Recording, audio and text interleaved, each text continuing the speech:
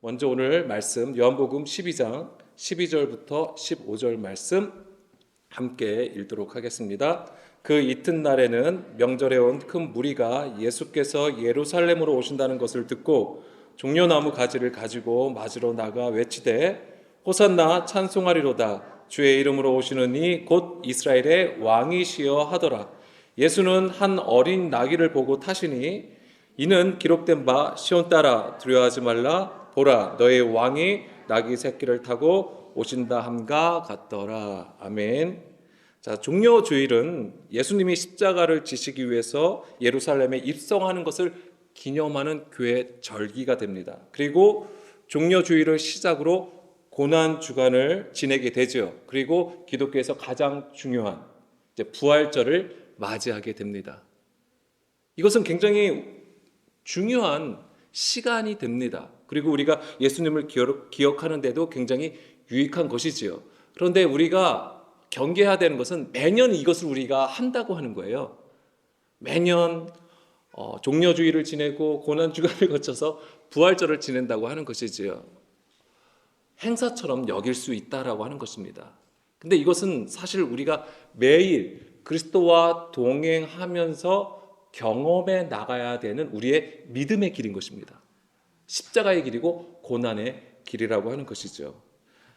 그래서 이제 우리가 이 종려주일과 맞이해서 우리가 오늘 읽은 것처럼 호산나 찬송하리로다 주의 이름으로 오시는 이것도 우리가 많이 나눴던 부분이죠. 그래서 바루카와 메시엄 아도나의 이 찬양도 이제 부르게 되는 것이고, 그 다음에 이 그림에서 우리가 볼 수 있는 것이 뭐냐면 예수님께서 나귀를 타고 들어가신다는 거, 그리고 종려나무 가지를 가지고 흔든다고 하는 것이죠. 그리고 이 그림은 왕의 입성을 보여주는 그림이 됩니다. 이런 부분은 다 아시는 내용이죠. 그래서 이 종려주일과 관련해서는 사복음서에 다 기록이 되어 있습니다. 자, 여기서 이제 우리가 이제 오늘부터 지금 나눌 것은 이제 예수님께서 이제 나귀를 타고 입성하시는 부분입니다. 자, 마가복음 11장 1절에서 6절 말씀 보겠습니다. 자, 예수님이 나귀 새끼를 얻게 되는 경위를 적고 있어요. 자, 그들이 예루살렘에 가까이 와서 감람산 벳바게와 베다니에 이르렀을 때에 예수께서 제자 중 둘을 보내시며 이르시되 너희는 맞은편 마을로 가라. 그리로 들어가면 곧 아직 아무도 타보지 않은 나귀 새끼가 매어 있는 것을 보리니 풀어 끌고 오라. 만일 누가 너희에게 왜 이렇게 하느냐 묻거든 주가 쓰시겠다 하라. 그리하면 즉시 이리로 보내리라 하시니 제자들이 가서 본즉 나귀 새끼가 문 앞 거리에 매어 있는지라. 그것을 보니 거기 서 있는 사람 중 어떤 이들이 이르되 나귀 새끼를 풀어 무엇 하려느냐 하매 제자들이 예수께서 이르신 대로 말한 대로 이에 허락하는지라 라고 했습니다. 자, 우리가 이런 그림을 보면은 굉장히 좀 신비한 것 같아요. 예수님은 역시 만주의 주시다. 모든 것을 다 주관하시고 모든 것이 다 주님의 것이기 때문에 그 나귀 새끼마저도 주가 쓰시겠다고 하니까 이 사람이 정말 주의 말씀을 듣고 그대로 행하는구나. 그래서 놀라운 우리가 예수님의 능력을 여기서 한번 감탄하게 되죠. 자, 우리는 이렇게 생각을 한다고 하는 것이죠. 또는 이렇게도 생각합니다. 이 나귀 새끼의 주인이 있을 거 아닙니까? 근데 그 주인이 어떤 자이냐면 하나님께서 이날을 위해서 숨겨놓으신 하나님의 진정한 일꾼이구나, 이렇게도 얘기를 합니다. 그런 것도 어느 정도 저는 일리 있는 말이라고 생각을 합니다. 하나님께서 하시는 일인데 그런 것들이 다 가능한 일이겠죠. 그런데 여기서 우리가 알아야 되는 것은 뭐냐면 주가 쓰시겠다고 했을 때에 그 나귀 새끼를 내어주었다고 하는 것입니다. 그 당시에 나귀는 굉장히 중요한 이동수단이 됩니다. 사람을 태우거나 또는 무거운 짐을 나를 때에 귀한 재산이 되는 거예요. 그렇기 때문에 이것을 무슨 행사나 나라에 큰 일이 생겼을 때에 왕이 명령으로 그것을 가지고 갈 수 있습니다. 명령해서 내가 쓰겠다라고 하면 그것을 내어줘야 하는 것입니다. 그러니까 지금 예수님께서 주가 쓰시겠다라고 말하라고 했을 때는 예수님이 어떤 분으로 오셨다는 것을 증거하는 것입니까? 이스라엘의 왕으로 오셨음을 증거하는 것입니다. 뭐 어떤 이들은 그 사람이 이미 예수님을 아는 사람이었기 때문에 예수님이 쓰신다고 하니까 아마 줬을 거다 이렇게 말하시는 분들도 계시지만은 영적 구조로 보게 되면 이것은 왕의 명령을 따라서 그 나귀를 내어 준 것이죠. 그리고 예수님은 세상의 임금처럼 오신 게 아니잖아요. 그렇죠? 세상의 임금은 굉장한 무리들을 데리고 들어가게 되어 있어요. 입성할 때. 그때 그래서 실제적으로 보여진 거 호산나 주의 이름으로 오시는 이여 하면서 많은 이들이 예수님을 환영했습니다. 종려나무 가지를 들고 막 환영을 했어요. 이것 자체가 왕의 모습이지만 왕의 행렬이 되는 것이지만은 그때 함께했던 많은 무리들은 사실 예수님을 어떻게 본 것입니까? 정치적인 왕, 군사적인 왕으로 본 거예요. 그러니까는 그 당시 로마 제국의 압박을 받고 있었잖아요. 지배를 받고 있는 상황에서 로마로부터 자신들을 구해줄 정치적인 메시아로 보았기 때문에 그들은 겉으로 그렇게 표현을 했던 거예요. 그런데 나중에 보게 되면은 많은 무리들이 예수님을 조롱하고 욕을 하고 제자들은 예수님을 떠나 도망을 갔잖아요. 왜 그렇습니까? 자기들이 생각했던 왕이 아니었던 거예요. 자기들이 생각했던 힘을 가진 이스라엘을 회복시킬 그런 진정한 왕의 모습이 아니었기 때문에 그들은 엄청난 실망감을 가지고 예수님을 떠났던 것입니다. 물론 그 로마 제국의 강압과 힘 때문에 또한 피한 것도 있겠지요. 그렇지만 그들이 가지고 있던 그 메시아상이 예수님 때문에 깨져버렸어요. 그들이 생각했던 메시아가 아니었기 때문에 예수님은 철저히 자기를 낮추시고 하나님의 말씀에 순종하여 그 길로 행하셨던 것이죠. 자, 마가복음 11장 7절부터 10절 말씀도 보겠습니다. 자, 나귀 새끼를 예수께로 끌고 와서 자기들의 겉옷을 그 위에 얹어 놓음에 예수께서 타시니 많은 사람들은 자기들의 겉옷을 또 다른 이들은 들에서 벤 나뭇가지를 길에 펴며 앞에서 가고 뒤에서 따르는 자들이 소리를 지르며 호산나 찬송하리로다 주의 이름으로 오시는 이여 찬송하리로다 오는 우리 조상 다윗의 나라여 가장 높은 곳에서 호산나 하더라. 예, 바로 그들은 사실은 예수님의 입성을 통하여서 이제는 놀라운 이스라엘의 회복이 있을 것이다 라고 굳게 믿었던 것이고 예수님을 환영했던 것입니다. 자, 이것은 우리가 또한 이들이 왜 이렇게 또한 이것을 구했냐면 역사적인 또 배경이 있어요. 이제 마카비 가문이라고 아실 거예요. 이제 마카비의 전쟁이 있었어요, 그 전에. 그래서 그게 어떤 일이었냐면 헬라의 문화가 그러니까는 로마로 인해 가지고 이 성전을 침범했어요. 그때에 이 마카비 가문이 그것을 다시 되찾게 되는 것이죠.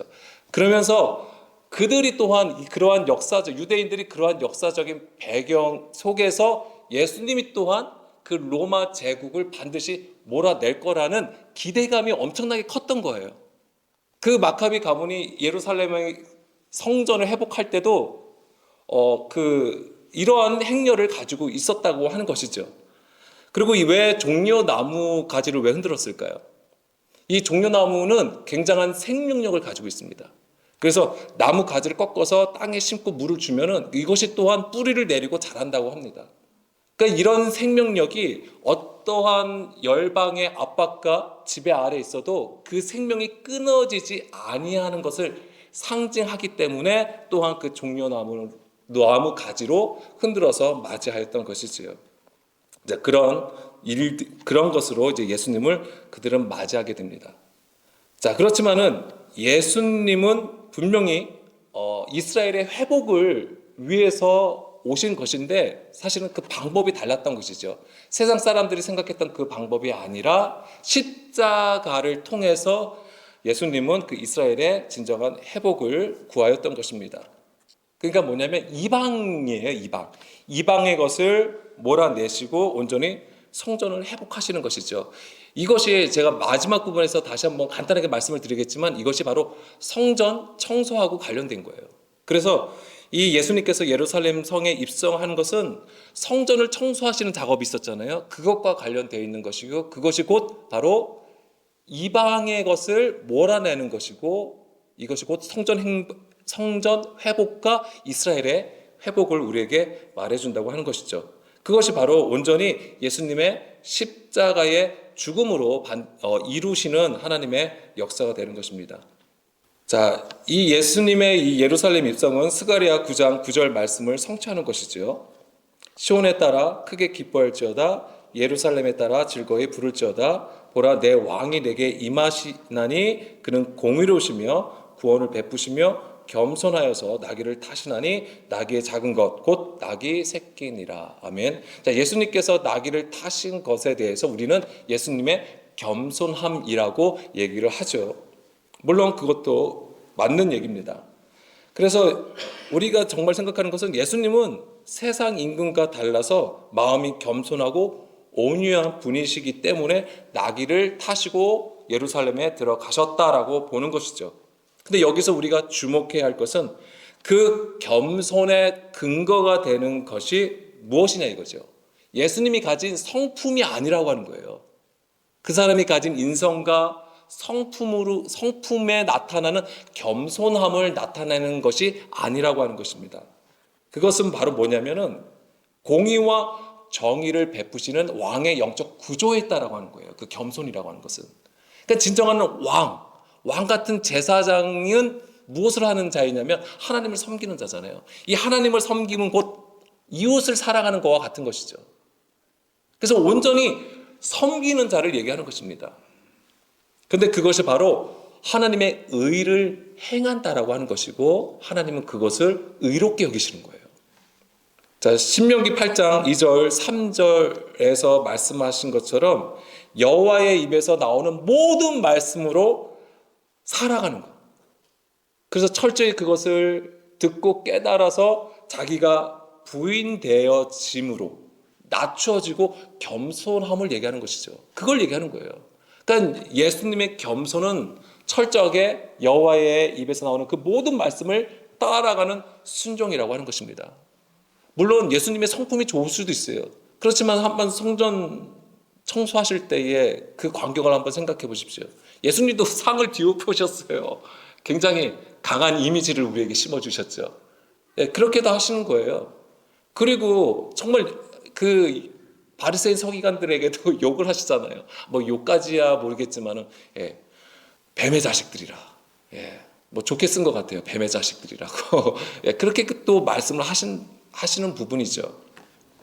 그러니까는 온전히 그런 부분들은 철저하게 그 말씀에 근거하여서 예수님도 하셨다라는 것을 기억해야 합니다. 그래서 이게 다시 한번 말씀드리지만은 이 나귀를 타시면 예수님의 단지 겸손을 나타내는 것이지만 그것에 근거하는 것은 바로 하나님의 의를 행하는 것, 하나님의 정의와 공의를 행하시는 것에 근거한다. 그것은 곧 하나님의 말씀에 온전히 순종함으로써 자기가 낮춰진 것을 보여주시는 것이고요. 그래서 예수님은 겸손하여 나귀를 타시는 것이죠. 자, 나귀를 타셨는데 이 나귀가 하모르라는 단어가 쓰였어요. 히브리어로는 하모르예요. 하모르. 이 하모르가 원래 하마르라는 단어에서 나왔습니다. 이게 무슨 뜻이냐면 끌어오르다라는 뜻이에요. 끌어오르다, 부풀다라는 뜻을 가지고 있습니다. 이게 뭘까요? 끌어오르고 부푼다는 것이 무엇을 얘기할까요? 우리 안의 이야기로 보자면 우리 안에 어떤 상태일까요? 이 부풀어 오는 게. 예? 예, 우리의 열심의 구조예요. 사람의 열심으로 막 뜨겁게 막 달아오르는 상태를 얘기하는 거예요. 그래서 이것을 신약에서는 뭐라고 표현했냐면 성내다라고 표현되어 있어요. 성내는 것. 이걸 우리가 성낸다고 하는 거예요. 그냥 우리의 감정에 어떤 화를 내는 것도 성내는 것이지만 그거는 우리의 사전적인 의미예요. 근데 성경에서 성낸다는 것은 뭐냐면 우리의 것으로 막 열심을 내는 구조를 얘기하는 것입니다. 자, 야고보서 1장 20절, 21절 말씀을 보면 우리가 알 수 있는데, 자, 사람이 성내는 것이 하나님의 의를 이루지 못한다. 예, 표면적으로도 우리가 화를 내거나 분을 내면 하나님의 의를 이루지 못해요. 뭐 그건 당연한 건데, 그 다음에 21절과 연결해서 보면, 그러므로 모든 더러운 것과 넘치는 악을 내버리고 너희 영혼을 등이 구원할 바 마음에 심어진 마음을 온유함으로 받으라. 그러니까 여기서 우리의 마음에 심어진 말씀을 온유함, 예, 온유, 겸손, 낮추어짐이에요. 이것으로 받으라고 하는 거예요. 그러니까 이 성내는 것과 이 오념은 서로 반대되는 것인데, 이 오념은 철저히 하나님의 말씀에 의를 깨닫고 순종함을 얘기하는 것이고, 성내다는 것은 자기의 의로, 자기의 열심으로 하나님을 섬기는 모습을 가지고 있어도 자기의 의로 행하는 것을 얘기하는 거예요. 이게 지금 대조적으로 보여주는 것입니다. 그런 부분들을 우리가 반드시 알아야 되는 것이죠. 그래서 사람이 성내는 것은 자기의 의, 사람의 말을 하는 것이고요. 그래서 그것이 바로 21절에 아까 그것이 뭐냐면 모든 더러운 것, 넘치는 악이라고 하는 것입니다. 다 뭐예요? 사람에서부터 나오는 거예요. 우리의 마음에서부터 나오는 것을 얘기하는 것입니다. 그래서 예수님의 겸손은 그분이 가지신 성품을 뛰어넘어서 이 하나님의 언약을 온전히 이루시는 철저한 자기 부인됨을 우리에게 보여주시는 것이고요. 그렇기 때문에 예수님께서 나귀를 타시고 입성하시면 단지 왕의 퍼포먼스를 보여주시는 게 아니라고 하는 것입니다. 자, 그런 것의 근거는 출애굽기 13장 13절을 보게 되면 나귀의 첫 새끼는 다 어린 양으로 대속할 것이요. 그렇게 하지 아니하려면 그 목을 꺾을 것이며 내 아들 중 처음 난 모든 자는 대속할지니라. 자, 예수님은 그 당시에 사람의 무거운 짐이 되신 것을 알아야 돼요, 우리가. 그러니까 예수님이 나귀를 타신 것은 뭐냐면 예수님이 그 무거운 짐이 되신 거예요. 이게 혹시 이해가 가실까요? 예수님이 무거운 짐이 돼. 예수님이 뭐 몸무게가 많이 나가셔서 무겁다고 하는 게 아니에요. 예수님이 그 나귀에 올라가신 것은 그 당시에 무거운 짐이 되셔서 타신 것을 보여준다라고 하는 것입니다. 그렇기 때문에 이 출애굽기 13장 13절의 말씀이 필요한 거예요. 나귀의 첫 새끼를 다 어린 양으로 대속해야 된다고 하는 이런 말씀들이 그래서 있어야 되는 거예요. 자, 한번 보겠습니다. 이 말씀에 대해서. 자, 그 당시에 나귀는 이동수단, 그러니까 짐을 나르는 이동수단이 된다고 했습니다. 자, 예수님이 나귀를 타고 예루살렘에 입성하는 것은 장로들의 전통과 유전으로 불법을 행하는 구조를 어린 양으로 대속하시는 것을 보여준다라고 하는 거예요. 자, 출애굽기 6장 6절 말씀 보겠습니다. 자, 함께 읽어보겠습니다. 그러므로 이스라엘 자손에게 말하기를 나는 여호와라 내가 애굽 사람의 무거운 짐 밑에서 너희를 빼내며 그들의 노역에서 너희를 건지며 편팔과 여러 큰 심판들로서 너희를 속량하여 7절 너희를 내 백성으로 삼고 나는 너희 하나님이 되리니 나는 애굽 사람의 무거운 짐 밑에서 너희를 빼낸 너희의 하나님 여호와인 줄 너희가 알지라. 아멘. 자, 이게 출애굽한 이스라엘 백성에 대해서 하나님이 뭐라고 하셨냐면 나의 구원, 하나님의 구원은 무엇이라고 하십니까? 애굽 사람의 무거운 짐 밑에서 너희를 빼냈다라고 말씀을 하시는 거예요. 무거운 짐. 자, 애굽의 상태가, 애굽은 사람의 것을 얘기하는 겁니다. 사람이에요. 그러니까 그 안에서 종로로 타였다고 하는 것은 하나님을 섬기지만은 뭐예요? 사람의 일로 하나님을 섬기는 모습이라고 말할 수 있는 거예요.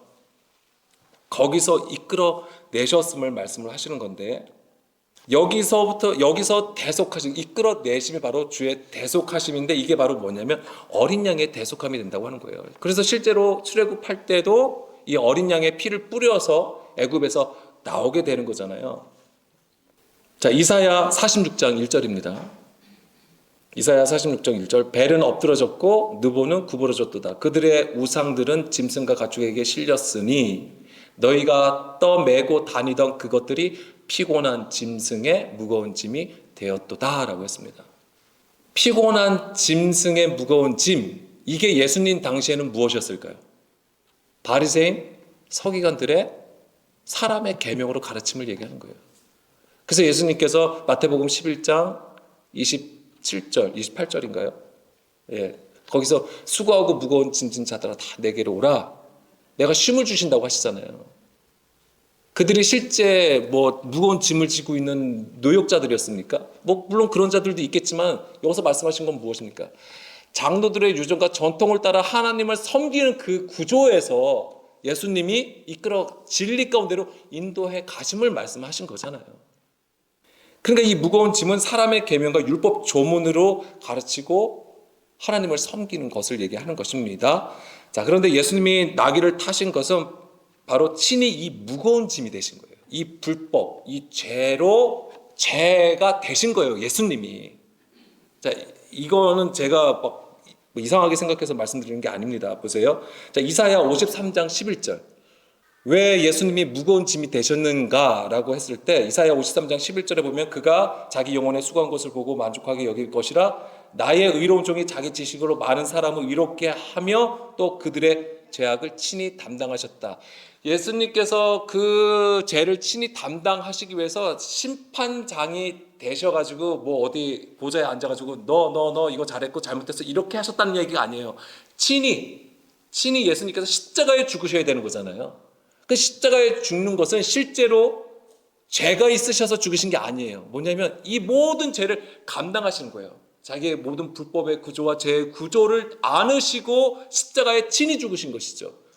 자, 베드로전서 2장 24절에서도 얘기하지 않습니까? 친히 나무에 달려 그 몸으로 우리 죄를 담당하셨다. 예수님은 죄가 없으세요. 그럼에도 불구하고 십자가에 달려서 죽으셨다고 하는 것이고 이는 우리로 죄에 대하여 죽고 의에 대하여 살게 하려 하심이라. 그가 채찍에 맞음으로 너희가 나음을 얻었다라고 하시는 거잖아요. 그러니까 그분은 실제 죄가 없으심에도 불구하고 십자가를 지셔야 했던 것이죠. 그러니까 그분이 나귀를 타셨다고 하는 것 자체가 그분이 무거운 짐이 되셨다고 하는 것이죠. 자, 마태복음 이거 아까 봤던 거고요. 그래서 이 무거운 짐을 사람의 계명에 따라 하나님을 섬기는 그 우상과 같은 것이고 예수님은 스스로 이 불법과 제 아래에 두신 거예요. 갈라디아서 4장 4절 말씀에서도 이와 비슷한 맥락으로 말씀하신 것이 때가 차면 하나님이 그 아들을 보내서 여자에게 나게 하시고 율법 아래에 나게 하셨다고 하는 거잖아요. 아니 우리가 생각해 보세요. 예수님이 하나님이시고 거룩한 아들인데 왜 여자에게 나게 하시고 왜 율법 아래에 나게 하셨냐고요. 그분은 실제로 죄가 있으셔서 그런 게 아니에요. 오직 하나님의 뜻을 따라서 우리를 구속하시기 위해서, 대속하시기 위해서 어린 양으로 이 땅에 오신 거예요. 그런 관점에서 보게 되면 예수님께서 이 나귀에 타신 것은 그분의 우리가 겸손하신 예수님을 나타낸다고 하는 것이지만 실제로 보게 되면은 그 영의 구조를 보면 바로 이 하나님의 일하신 그 죄를 온전히 예수님께 담당하게 하심으로써 이제 그 십자가를 지게 하시는 하나님의 구원의 역사가 되었던 것입니다. 그래서 예수님은 스스로 이 세상의 죄가 되셔서 이제 성전으로 들어가신 거예요. 그러니까 예수님의 겸손과 온유는 하나님의 뜻에 순종함, 이것이 바로 하나님의 의를 행함입니다. 그것으로 바로 나귀를 타고 들어가신 것이죠. 여기에서 우리가 너무나도 큰 은혜가 있는 것입니다. 우리가 비록 죄인이지만 교회를 다니고 예수님을 믿고 하나님을 섬겨도 우리는 여전히 우리의 육신으로 하나님 앞에 불법 아래에 있다라고 하는 것입니다. 하나님께 불법을 저지른 자라고 하는 것이죠. 그럼에도 불구하고 오늘도 이 예수님의 일하심을 따라서 오늘도 우리는 주님 앞에 나올 수 있는 것입니다. 오늘도 예수님은 우리의 죄를 담당하시는 거예요. 그것이 우리가 회개하는 거하고 맞물려 있는 것입니다. 그냥 예수님이 나의 죄를 다 담당하셨으니까 나는 홀가분해 이런 게 아니에요. 절대. 우리가 예수님과 함께 십자가에 못 박히는 것, 자기를 철저히 부인하는 가운데 계속 나를 두고 있어야 되는 것이죠. 빌립보서 2장 7절에서 8절 말씀 보게 되면은 오히려 자기를 비워 종의 형체를 가지사 사람들과 같이 되셨고, 그렇습니다. 우리와 같이 되셨다. 사람들과 같이 되셨고 8절에 사람의 모양으로 나타나사 자기를 낮추시고 죽기까지 복종하셨으니 곧 십자가에 죽으심이라. 그러니까 예수님께서 예루살렘 입성하는 것의 목적은 바로 뭐예요? 십자가를 지시기 위함이잖아요. 그래서 십자가를 지시는 것은 왜 지셔야 되느냐? 바로 우리 안에 있는 불법의 구조 때문에 그렇다고 하는 거예요. 예수님이 아예 처음부터 물론 하나님의 아들이시고 하나님이시지만은 그분이 이 죄를 담당하시는 그 구조가 없었다면은 하나님의 완전히 흠도 없고 점도 없으시고 굉장히 의로우신 분이잖아요. 근데 왜 십자가에 죽어야 되냐고요. 거기서부터 우리는 생각이 막힐 수밖에 없어요. 그렇지만은 이 말씀을 따라서 보게 되면 예수님은 분명히 죄 아래 두셨기 때문에 불법의 구조로 들어오신 것이기 때문에 십자가에 죽으셨다고 하는 것입니다. 자, 스가랴 9장 10절입니다. 아까 이제 9절 말씀까지만 우리가 사실 많이 봤던 것이고 그 10절을 보게 되면 내가 에브라임의 병거와 예루살렘의 만을 끊겠고 전쟁하는 활도 끊으리니 그가 이방 사람에게 화평을 전할 것이요. 아멘. 에브라임의 병거와 예루살렘의 말, 전쟁하는 것 이런 것들을 다 진멸하시는 거예요. 그럼으로써 비로소 이제 화평을 전하시는 것이죠. 예수님의 십자가는 바로 이것을 행하시는 거예요.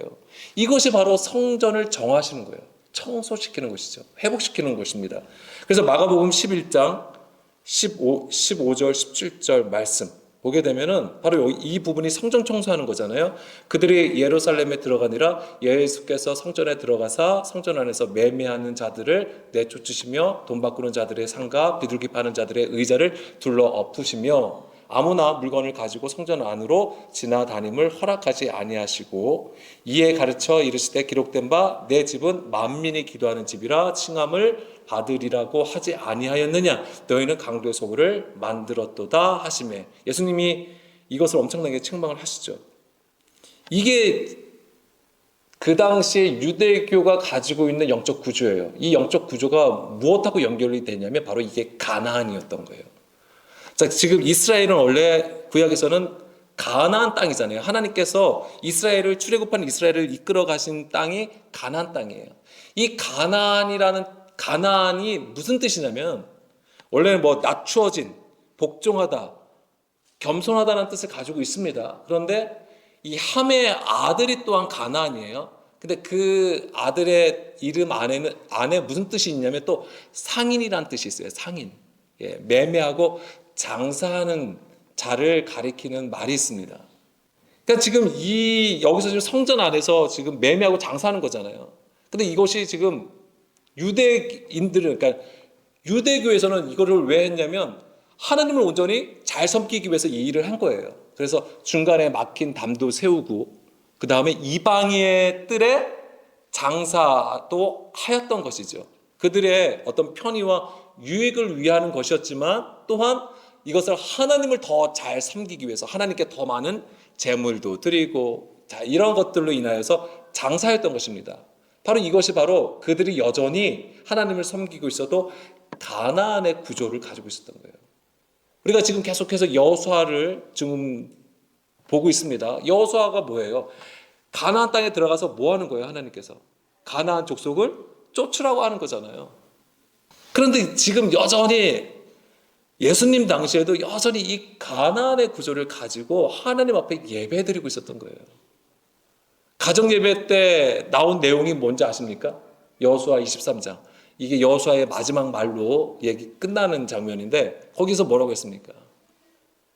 너희가 절대 가나안 족속과 어울리지도 말고 우상에게 절하지도 말고 이제 그들과 교제하지도 말라고 하는 거잖아요. 그런데 지금 예수님 당시에도 계속해서 그 가나안의 구조를 가지고 그런 일들을 행한 것을 보여줍니다. 자, 그런데 이 가나안이잖아요. 이 가나안은 어떤 구조를 또 가지고 있냐면 창세기 9장 22절 보겠습니다. 아까 함의 아들이 가나안이라고 했잖아요. 이 함과 관련되어 있어요. 그 영적 구조가. 창세기 9장 22절 보게 되면 가나안의 아버지 함이 그의 아버지의 하체를 보고 밖으로 나가서 그의 형제에게 알림해. 근데 여기서 보세요. 이거 사실 누구 얘기입니까? 함의 얘기죠. 함의. 노아와 이제 함의 얘기인데 굳이 왜 여기 가나안의 아버지 함이라고 얘기했을까요? 이런 표현을 왜 썼는지를 우리가 그냥 놓치면 안 돼요. 이게 그러니까 나중에 가나안하고 이것이 어떻게 영으로 흘러가는지를 계속해서 우리에게 제시하는 거예요. 왜 그냥 함이라고 하면 되지 뭐 굳이 가나안의 아버지 함이 이렇게까지 표현을 했을까? 이런 것들을 절대 우리가 성경에서 놓치면 안 됩니다. 가나안의 아버지 함이 그의 아버지 하체를 보고 밖으로 나가서 그의 두 형제에게 알림해. 물론 여기서 노아가 왜 이 하체를 드러냈죠? 예, 뭐 술을 먹었다고 되어 있는 거잖아요. 그러니까 포도주를 먹고 이제 취하여서 이제 하체를 드러냈다. 물론 그것을 자꾸만 우리의 눈, 윤리적인 도덕적인 어떤 관점의 눈으로 보면 그거는 사실은 옳지 않게 볼 수도 있어요. 그렇지만 이것은 우리에게 영의 얘기예요. 그런 것을 통해서 우리에게 가르쳐 주시는 하나님의 뜻이 있다라고 하는 것입니다. 그것을 우리가 알아야 되는 거죠. 뭐 노아가 처음부터 잘못했네. 괜히 그 함에게 저주하게 만든 그 장본인이 바로, 그리고 사실은 그 아들에게 왜 저주를 하겠습니까? 아무리 그 아들이 좀 못돼도 그렇지 어떻게 저주까지 합니까? 하지만 이것은 다 우리에게 영으로 가르쳐 주시는 하나님의 뜻이 있다라고 하는 것이죠. 자, 하체를 보고 밖에 나가서 그 두 형제에게 알리는 거죠. 그러니까 이 함은 어떤 자이냐면 아버지의 하체를 보고 밖에 나가서 알리는 자예요. 알리는 자. 반대로 셈과 야벳은 어떻게 합니까? 오히려 아버지 옷으로 아버지의 하체를 덮어주죠. 가리는 자입니다. 그러니까 사실 뭐냐면 지금 노아가 하체를 드러내면 사실 수치죠. 벌거벗음이에요. 부끄러운 일이잖아요. 근데 그것을 함은 드러내는 자이고 셈과 야벳은 그것을 덮어주는 자이죠. 그러면 그것이 무엇을 얘기할까? 이 하체가 뭐냐면 벌거벗음, 이제 수치라는 뜻을 가지고 있는데 이 뭐냐면 위가 우리가 상체가 있고 하체가 있잖아요. 이 하체는 땅의 것을 구하는 상태예요. 사람의 것을 구하는 것입니다. 즉 이 세상의 지혜와 지식을 추구함을 얘기하는 거예요. 그래서 이 함은 그것을 추구하여서 그것을 밖에 알리는 자를 상징하는 것입니다. 셈과 야벳은 그것을 오히려 감추는 자예요.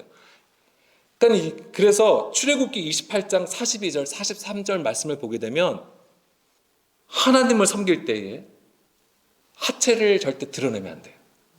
그래서 여기 출애굽기 28장 42절 보게 되면 또 그들을 위하여 배로 속바지를 만들어 허리에서부터 두 넓적다리까지 이르게 하여 하체를 가리게 하라. 아론과 그의 아들들이 회막에 들어갈 때에나 제단에 가까이 하여 거룩한 곳에서 섬길 때에 그것들을 입어야 죄를 짊어진 채 죽지 아니하리니 그와 그의 후손이 영원히 지킬 규례니라. 자, 이것은 이제 하나님을 섬기는 제사장에게 주신 말씀이에요. 그런데 하체를 절대 드러내지 말라. 그래서 속바지까지 입게 하시잖아요. 그게 뭐냐면 하나님을 섬기는데, 성전에서 하나님을 섬기는데 사람의 것으로 섬기지 말라라고 하는 거예요. 세상의 구조를 가지고 하나님 앞에 나가지 말라라고 하는 것이죠. 그렇게 되면 어떻게 되는 거예요? 죽는다라고 하는 것이죠. 사람과 같으나 사실은 죽은 자가 되는 거예요. 그런데 이 함은 그 하체를 밖으로 드러내는 자예요. 그리고 그 저주를 온전히 그 가나안, 그 자손이 받게 되는 것이죠. 그 가나안의 구조예요, 그게. 그 가나안의 족속이 가지고 있는 구조가 바로 동일한 것이고, 이것을 여호수아를 통해서 하나님은 가나안을 정복하는 것이었는데, 예수님 당시에도 여전히 그 가나안의 구조를 가지고 성전에서 하나님을 섬기고 있었던 것입니다. 예수님은 그 가나안, 그 상인이라는 뜻이 있다고 했잖아요. 거기서 매매하고 장사하는 그 구조를 보고 예수님은 크게 노하셨던 것이고, 그래서 예수님께서 나귀를 타고 들어가심은 이 모든 것들을 다 회복시키시는 십자가의 일이었던 것입니다. 그것 자체가 십자가였던 거예요. 고난의 길이었던 것이죠. 성경은 우리가 이렇게 볼 때에 비로소 그 온전함에 가까이 나갈 수가 있습니다. 그래서 진정으로 예수님께서 나귀를 타고 들어가는 것이 무엇인지, 그리고 십자가를 지신 것이 무엇인지를 알게 되는 것이죠. 오늘 우리가 이제는 살피길 원합니다. 내 안에 과연 가나안 구조가 있을까? 내 안에 지금 장사하고 매매함이 있을까? 과연 나는 여전히 하체를 드러내어 하나님 앞에 서 있을까? 이것을 우리가 생각하시면서 오늘 말씀 마치겠습니다.